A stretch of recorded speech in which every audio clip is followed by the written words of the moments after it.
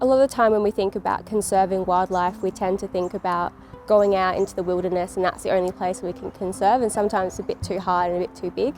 But I guess the main thing is that we can conserve animals right here in our backyard, so hopefully people will see that and get involved in conservation within gardens.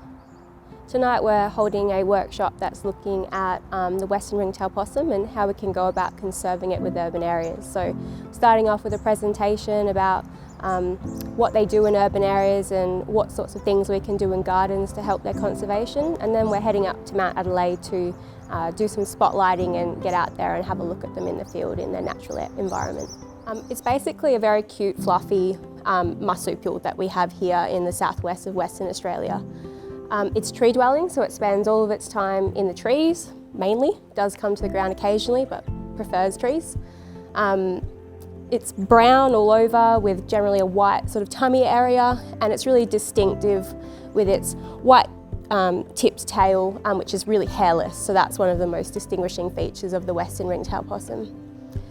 It's generally active at night, and during the day it will usually sleep in hollows, or it will construct a nest which we call drays, which is that one up here. So it looks like a really big bird nest basically.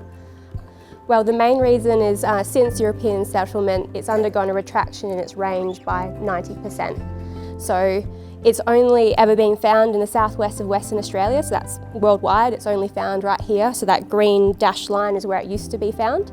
And yeah, since European colonisation, it's now found in 3 key regions. So one down here in Albany, one in Manjimup, and one sort of Bunbury, Busselton, and it does extend a little bit down here into Margaret River and Augusta.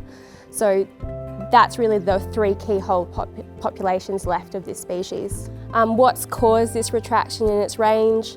So the usual culprits, unfortunately, so land clearing, introduced predators, foxes and cats are a really big one, but more recently, because all 3 of its populations are within urban areas, dog attacks are a big one now.